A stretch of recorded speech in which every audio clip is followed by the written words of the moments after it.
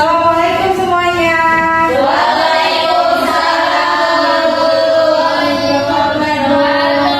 Bagaimana kabarnya hari ini?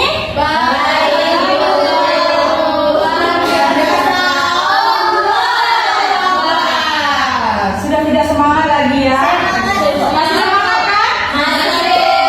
Oke. Sebelum kita memulai pembelajaran, siapa ketua kelasnya? Oh, printer.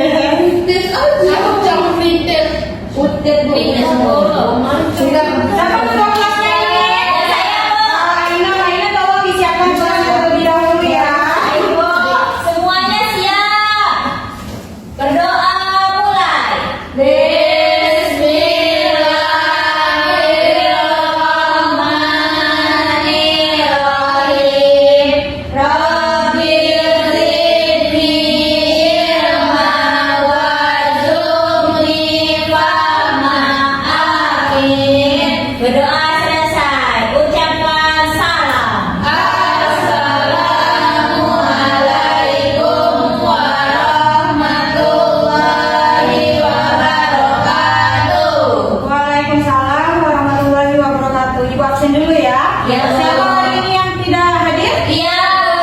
Samyang kemana Samyang? Selamat. Ada lagi selain Samyang? Sudah ada, Bu. Oke. Sebelum kita memulai pembelajaran, tolong kursinya kanan kiri lihat ada sampah atau tidak kursinya, tolong dirapikan agar kita nyaman saat pembelajaran ya. Iya, Bu.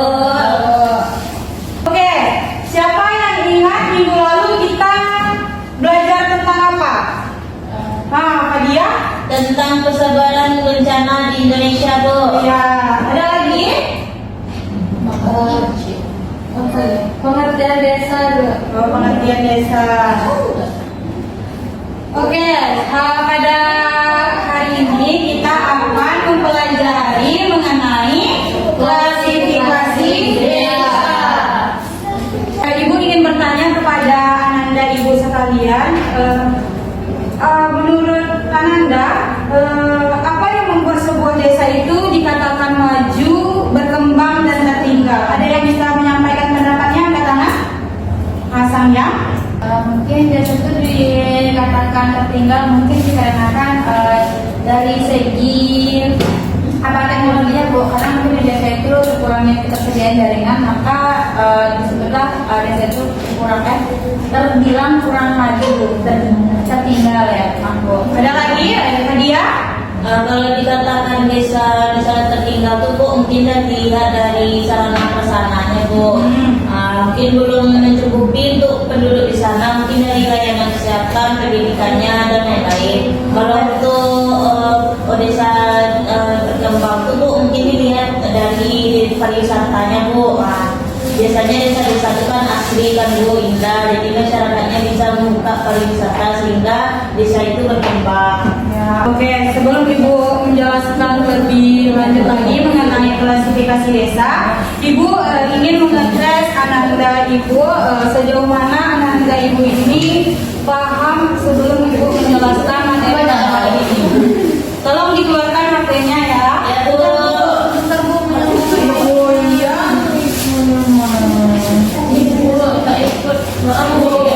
Kenapa Putri? Dari bawah ya, Bu. Nggak punya Ibu. Oke. Silakan join ya Ananda Ibu.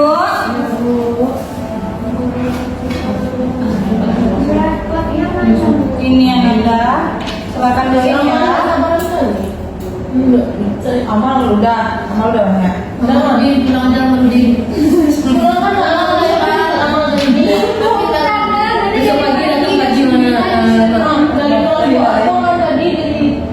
Tolong kondisikan kelasnya. Silakan join. Kalau Nana Sober rumah dia, pakai ya. Bentar ya, Bu. Jaringannya tidak ada. Ayo segera join ya Ananda Ibu. Sudah, Cek. Baru 2 orang nih yang join. Baru Pati, Amal dan Nana, yang lainnya. Jaringan selama itu, Bu. Angin dah.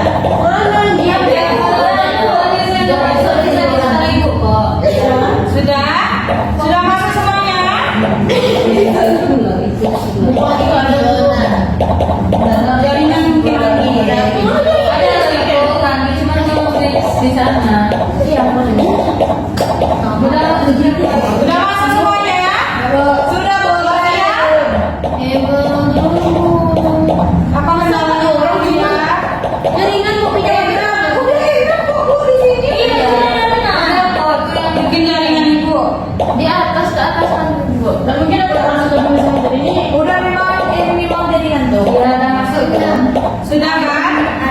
Ibu mulai ya. Ibu dulu. Sini, saya punya bulan.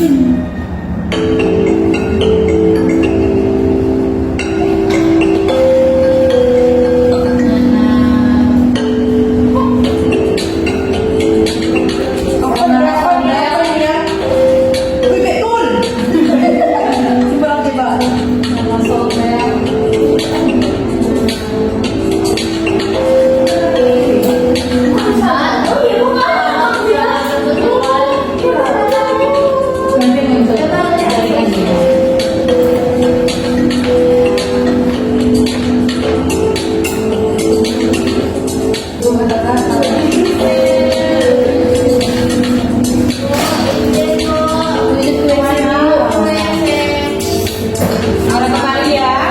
Ibu benar semua.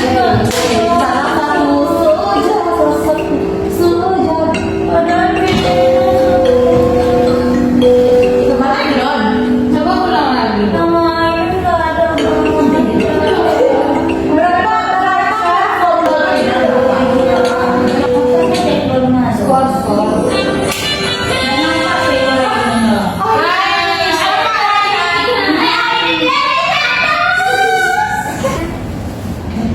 Ibu lihat dari hasil quick test masih banyak anak ibu yang belum memahami mengenai klasifikasi desa sendiri.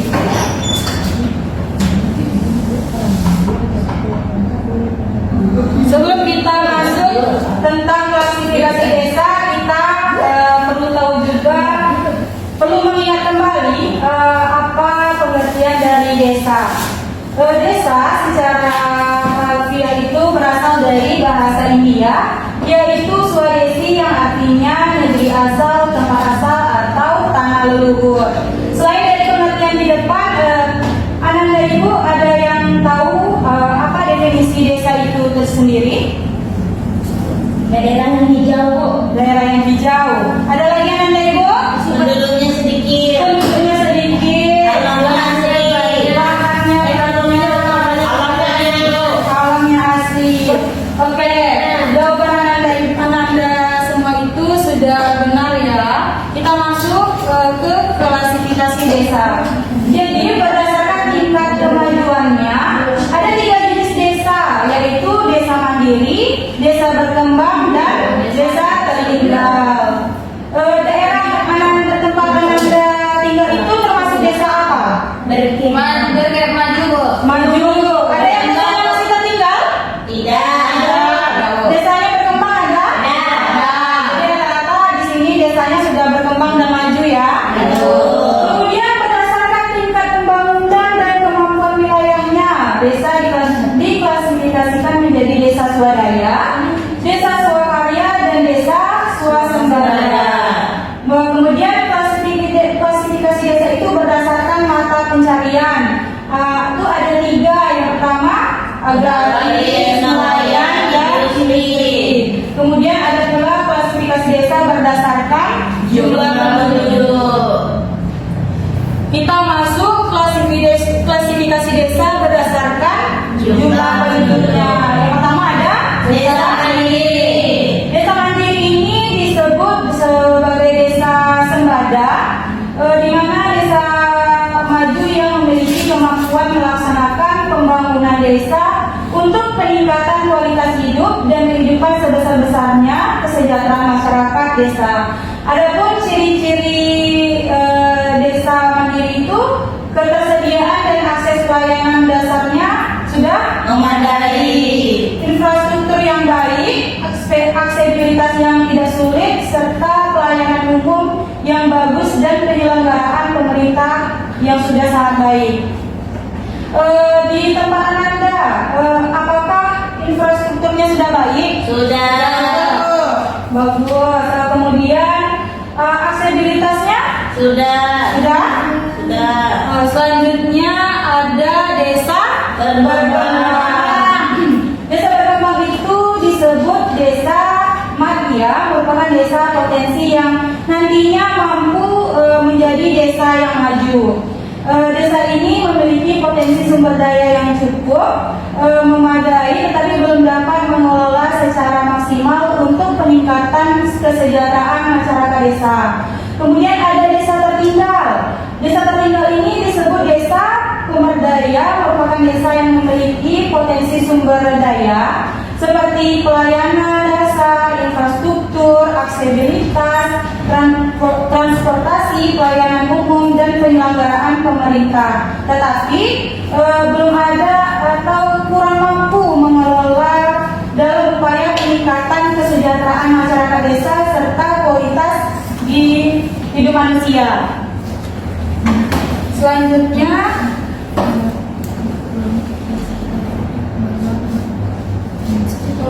sebentar ya.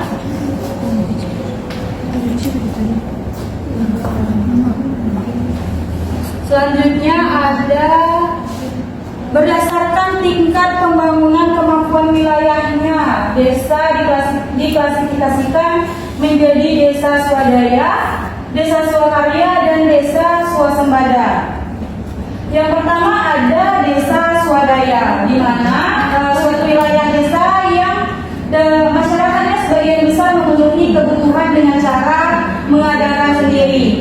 Contohnya seperti apa, Ananda? Petani, padi, Bu, beras.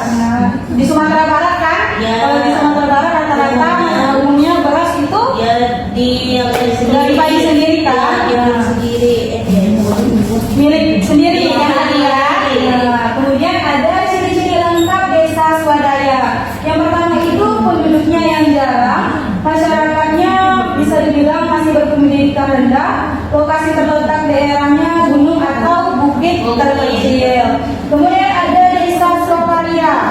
Desa swakarya adalah suatu desa yang keadaannya itu sudah lebih maju dibandingkan desa swadaya. Ciri-ciri lengkap desa swakarya itu ada istiadatnya sudah tidak mengikat secara penuh, kemudian mulai menggunakan peralatan teknologi dan memiliki perekonomian, sarana pendidikan dan prasarana yang mulai maju.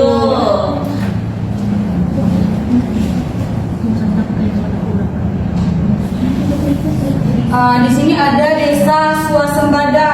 Desa swasembada itu desa yang sudah mengembangkan semua potensi yang dimiliki secara optimal. Kemudian ada ciri-ciri lengkapnya, tingkat pendidikannya yang tinggi, letak banyak di ibu kota, kecamatan, tingkat perekonomiannya yang maju, dan pekerjaan banyak bergerak di bidang jasa.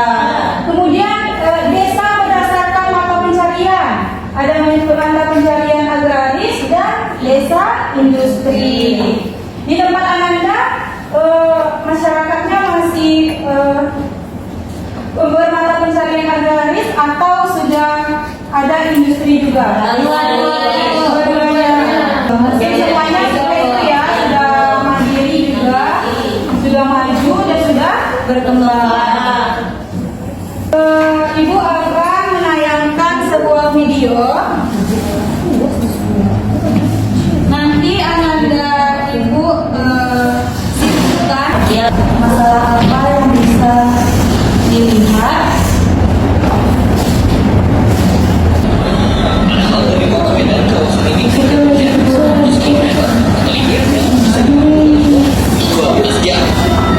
Perjalanan saya pun kemudian pada luas utara Sumatera Utara. Tolong disimak ya, Anda Ibu, nanti disimpulkan. Padahal dari kota Medan kawasan ini hanya berjarak 400 km atau idealnya bisa ditempuh dalam waktu 12 jam. Perjalanan saya pun dilanjutkan dengan menggunakan sepeda motor karena ruas jalanan cukup untuk kendaraan roda 4. Tepatnya mulai di desa Kedua. Dan inilah desa yang ibaratnya setiap malamnya lampu lilin tanpa listrik yang memadai. Sudah 200 tahun lebih penduduk di sini turun-temurun menggantungkan penerangan pada lampu teplok. Dari 50 kepala keluarga, hanya 5 keluarga yang punya mesin genset. Itu pun seminggu. Alasannya ya karena sulit mendapatkan minyak tanah. Tapi pelita harapan masa depan ada di sini. Semangat belajar bocah Rapajaya tak pernah padam meski gelapnya malam. Beginilah kondisi Rapajaya, Kecamatan Panambola, Kabupaten Padang Utara. Desa yang sudah berdiri sejak ratusan tahun yang lalu hingga saat ini belum ada listrik. Biasanya anak di desa ini bekerja dengan menggunakan lampu kabel. Tak jarang anak-anak mengalami sakit kepala dan sakit mata karena minimnya penerangan. Namun mereka terus berharap agar listrik segera masuk desa. Harapan saya, cobalah masuk listrik di kampung kami. Tapi nggak seperti orang yang ada di ibu kota. Pak, dari mana Pak? Belum ada listrik sini, belum lancar semua ya Pak. Tak hanya listrik, di sini warganya belum bisa menikmati akses transportasi umum hingga komunikasi lewat gadget. Untuk berkabar dengan saudara di kota, biasanya mereka gunakan cara lama, yakni berkirim surat, menitipkan ke warga yang akan berangkat ke kota. Anggaran pembangunan di desa tertinggal di sini sebetulnya cukup besar, kurang lebih 100 miliar rupiah hingga akhir tahun 2018. Namun pembangunannya hingga kini belum merata. Rapajaya bukan satu-satunya desa tertinggal yang ada di Sumatera Utara. Karena di Kabupaten Padang Utara saja sedikitnya ada 20 desa yang tidak punya aliran listrik. Mereka menanti langkah cepat pemerintah agar segala fasilitas mendasar ini juga bisa mereka rasakan. Dewa Saputra Nasution melaporkan untuk Anda. Oke. Dari video yang sudah ditayangkan tadi, siapa yang dapat menyimpulkan saudara Santika? Jadi di video itu ada namanya Desa Padang Bu di Sumatera Utara. Nah desa itu tuh masih dikatakan sebagai desa tertinggal karena desa tersebut masih kurangnya listrik hanya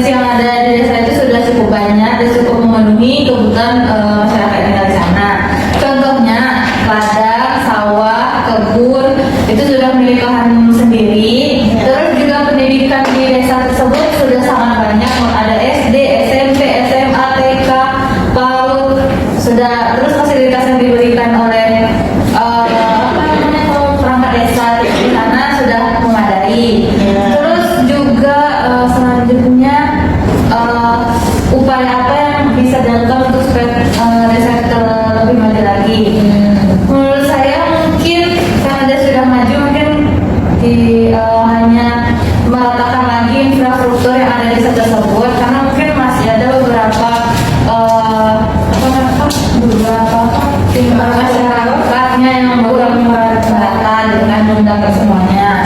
Terus juga mungkin sedikit lebih menjaga potensi-potensi yang sudah ada tersebut jangan sampai hilang gitu. Nah, jadi desa ini termasuk ke dalam desa swasembada. Kasih. Silakan ditutup. Ya, terima kasih dari kelompok kami, kelompok Naden mohon undur diri. Oke, selanjutnya kelompok dua. Jadi yang ayam apa dong? Baiklah, kami dari kelompok 2 beranggotakan 3 orang. Saya Fadia, Saya Anggi, saya Idan. di sini Anggi akan membacakan hasil dari jawaban kita. Yang pertama, pilihlah salah satu desa di tempat tinggal Anda. Kami memilih desa Tanah Datar. di Pariaman.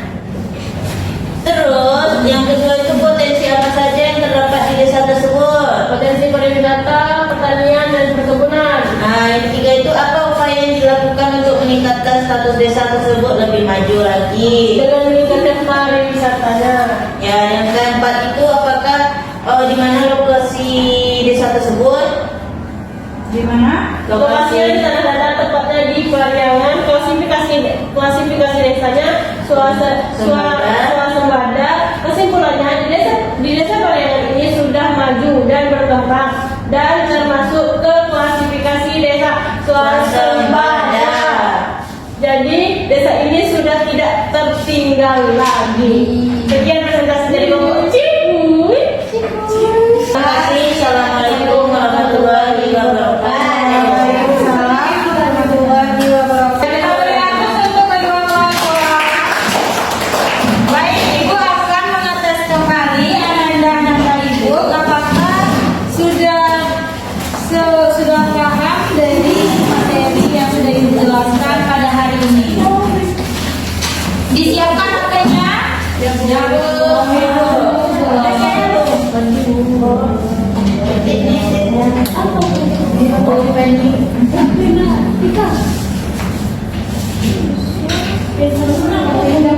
disiapkan HP-nya?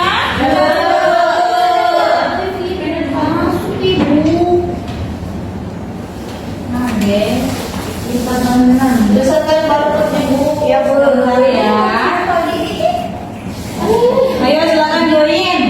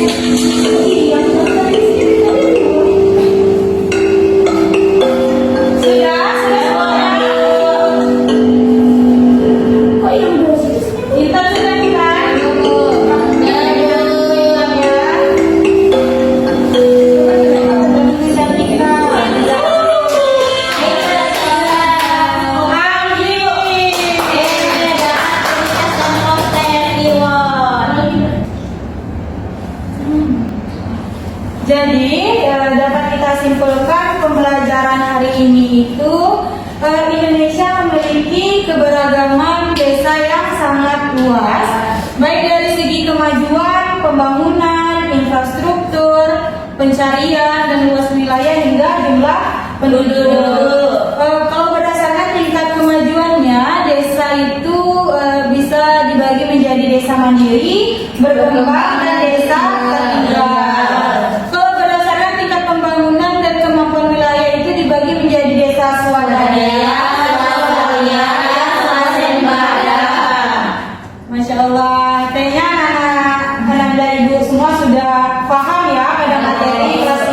administrasi desa ini ya. Ya. Selanjutnya Ibu ada satu lagi, Ya. berdasarkan mata pencarian. ya berdasarkan mata pencarian ada agraria, nelayan. Kalau di Sumatera Barat itu Agraris dan nelayan. oke. Ibu, sebelum kita tutup pembelajaran hari ini, Ibu ingin refleksi sedikit. Ananda, Ibu, istilah-istilah apa yang Ananda Ibu ingat pada pembelajaran hari ini? Tadi ya? Agraris Bu, Ya. itu pertanian, ada swasembada, ada swakarya, sama swadaya. Ada lagi? Sama Bu, Sandika? Yang itu Bu, berdasarkan tingkat kemajuannya ada desa mandiri, berkembang dan tertinggal. Kalau desa mandiri itu desa yang sudah maju Bu, sudah bisa memenuhi kebutuhannya sendiri. Terus kalau yang berkembang tuh dia tuh tidak bisa dikatakan tertinggal, tidak juga dikatakan maju. Terus kalau tertinggal tuh semua kebutuhannya tuh masih belum terpenuhi. Oke, ada lagi? Bu, Ya sudah cukup ya. Oke, sebelum Ibu tutup, jangan lupa minggu besok Ibu ingin Ananda Ibu sekalian, jangan lupa baca materi untuk Minggu depan. Baik, sekian.